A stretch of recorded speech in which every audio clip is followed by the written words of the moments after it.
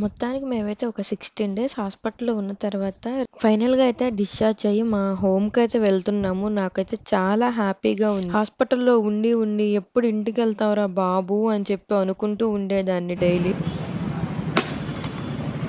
పెళ్ళయ్యాకే కాదు, నేను డెలివరీ అయిన తర్వాత కూడా 16 రోజుల పండగ ఈ హాస్పిటల్‌లో చేసుకున్నట్టయితే అనిపిచ్చింది నాకు. డెలివరీ తర్వాత చేసే 21 రోజుల పండగ కూడా నేను హాస్పిటల్‌లోనే జరుపుకోవాల్సి వచ్చిద్దేమో అనుకున్నాను. ఇంకా నేను హాస్పిటల్ ఎప్పుడు అంటే ఉండేదాన్ని. ఇక్కడే మా అబ్బాయి కూడా పెద్దోడయిపోతాడేమో, ఫైనల్‌గా లాస్ట్‌కి చూసి ఈ హాస్పిటలే మా ఇల్లు అంటాడేమో అని. ఇంకా అలా జరగకముందే భగవంతుడి దయ వల్ల మేమైతే డిశ్చార్జ్ అయ్యి మా హోమ్‌కైతే వచ్చేసాము. మా హోమ్‌కి నేను వచ్చేటప్పటికే ఇక్కడ మా హస్బెండ్ డెకరేషన్ చేసినట్టయితే అనిపిస్తుంది నాకు. ఇలా ఎందుకు పెట్టానంటే దిష్టిలు తీసేటప్పుడు చూడకూడదని అంటారు కదా! అందుకని చెప్పి నేను మళ్ళీ ఎందుకులే అని మీకిలా కనిపించకుండా పెట్టాను. మీరు ఆల్రెడీ చూసారు కదా! మేము హాస్పిటల్‌లో కారు స్టార్ట్ అయినప్పుడు మా కొబ్బరికాయ దిష్టి అయితే తీపించుకున్నాము. మళ్ళీ ఇంటికి రాంగానే దిష్టిలు తీస్తారు కదా! సో, నాకైతే ఇంటికాడైతే పేడతో ఫస్ట్ దిష్టి తీశారు. నెక్స్ట్ ఎర్ర నీళ్ళతో దిష్టి తీశారు. ఆ తర్వాత కాళ్ళు కడిగైతే ఇంట్లోకి రమ్మని చెప్పారు. యాక్చువల్లీ చెప్పాలంటే మా అమ్మోళ్ళ ఇంటి ప్రకారం 11వ రోజునే మాకైతే ఫంక్షన్ చేస్తారు. డెలివరీ తర్వాత పురుడు ఫంక్షన్ అని చెప్పి. కానీ అది యాక్చువల్లీ అయిపోయింది ఆ టైము. 11th డే కూడా మేము హాస్పిటల్‌లోనే ఉన్నాం కదా! సో, 21 డేస్ ఫంక్షన్ ఇంకా మా అత్తగారింట్లో చేసుకుందామనైతే అనుకుంటున్నాము. 16 డేస్ హాస్పిటల్‌లో ఉండి వచ్చేటప్పటికి ఇంకా నెక్స్ట్ ఫంక్షన్‌కి ఓన్లీ 5 డేస్ మాత్రమే ఉంది. అసలు ఈ 5 డేస్‌లో ఏం చేస్తామో కూడా నాకైతే ఏం తెలియటం లేదు. ఇంకా మా బాబుకి కూడా పేరు పెట్టాలి. ఈ 5 రోజుల్లో ఏం నిర్ణయించుకోగలుగుతాను చెప్పండి? అమ్మో!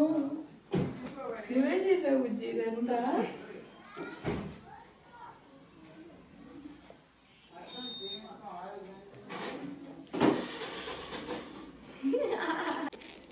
ఐ లవ్ యూ బుజ్జి.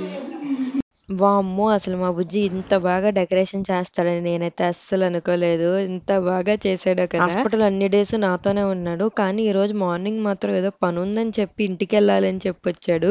నేను నిజంగానే పనుందేమో అనుకున్నాను గానీ, నా కోసం ఇలా చేయటానికి హోమ్‌కెళ్ళి ఉంటాడని అస్సలు ఎక్స్‌పెక్ట్ చేయలేదు నేను. నిజం చెప్పాలంటే చాలా సింపుల్‌గా అండ్ నీట్‌గా చాలా అంటే చాలా బ్యూటిఫుల్‌గా డెకరేషన్ చేశాడు. అసలు మా బుజ్జిలో ఇంత టాలెంట్ ఉందని నాకు ఈ రోజు వరకైతే తెలీదు. నేను రావడానికి మెట్లన్నీ కూడా మొత్తం బంతి పూలతో అయితే రేఖలతో నింపేశాడు. నెక్స్ట్ ఇంకా హోమ్‌లో అయితే అదిరిపోయే డెకరేషన్ చేశాడు. గులాబీ పూలతో అండ్ బంతి పూలతో. మా బుడ్డోడు వస్తాడని చెప్పి ఐ లవ్ యూ బుజ్జి కింద బుడ్డోడి పాదాలు కూడా అయితే వేశాడు. ఆ 3 పాదాలేంటో మరి నాది, మా బుడ్డోడిది, మా ఆయనదనుకుంటా. ఇంకా నెక్స్ట్ కేక్ కటింగ్ అయితే బ్లూ కలర్ కేక్ తీసుకొచ్చారు బాయ్ అని చెప్పి. ఇట్స్ ఏ బాయ్ అని చెప్పి కేక్‌ని కస్టమైజ్ చేపిద్దాం అనుకున్నారంట. బట్ మేము అనుకోకుండా ఆ రోజు డిశ్చార్జ్ అవుతామో లేదో అనుకున్నాము. ఇంకా కంపల్సరీ అవుతామని మాకొక ఐడియా ఉంటే ఇంకా బాగా చేసేవాడు. ఏదో ఉన్న టైంలో సింపుల్‌గా అయితే ఇలా చేశాడు. నాకైతే డెకరేషన్ చాలా అంటే చాలా బాగా నచ్చింది. మన వుమెన్స్‌కి ఇలాంటి చిన్న చిన్న సర్ప్రైజెస్ చాలా హ్యాపీనెస్‌ని అందిస్తాయి కదా! మేము ఆ బుడ్డోడు నిద్రలేసాక కేక్ కట్ చేద్దాం అనుకున్నా. కానీ చిన్న పిల్లోడు కదా! ఎంతసేపైనా పడుకునే ఉంటున్నాడని చెప్పి ఇంకా కేక్ అయితే కట్ చేసాం. స్టార్ట్ చేసేసాను.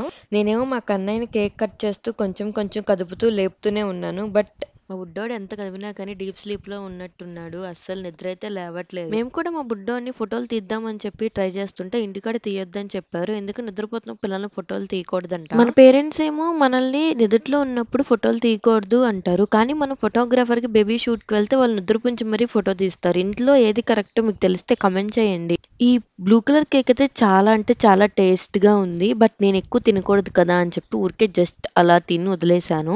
మొత్తానికి మా కేక్ కటింగ్ అయితే చాలా బాగా జరిగింది. బట్ మా బుడ్డోళ్ళు లేచుంటే ఇంకా బాగుండేది. ఇంకా నెక్స్ట్ మా ఇంటి ట్రెడిషన్ ప్రకారం ఇలా మనం డెలివరీ అయిన తర్వాత ఇంటికొస్తే ఇలా ముళ్ళు కంచెలు ఇంటి చుట్టూ కట్టాలంట. వీటి పేర్లు నాకు చెప్పారు గానీ నాకైతే గుర్తులేదు. మీకు గనక తెలిస్తే కామెంట్ చేయండి. ఇలా మా ఇంటి కిటికీల చుట్టూ, తలుపుల చుట్టూ మొత్తం కూడా ఈ ముళ్ళ కంపలతో అయితే కట్టేశారు. ఇలా కడతానికి కూడా రీజన్స్ ఉన్నవి. ఇలా కడితే దిష్టి తగలదని చెప్పి, ఇంకా చెడు ప్రభావం ఇంటి మీద పడదు అని చెప్పి అలా కొన్ని రీజన్స్ అయితే చెప్పారు. ఇలా మొత్తానికి ఇల్లు మొత్తం ముళ్ళ కంపలతో అయితే నిండిపోయింది. ఇంక ఈ రోజు నుంచి ఇంట్లో ఎలా హ్యాండిల్ చేస్తానో చూద్దాం. ఈ వీడియో మీకు నచ్చితే ఒక లైక్ చేయండి. అలాగే సబ్స్క్రైబ్ చేసుకోండి.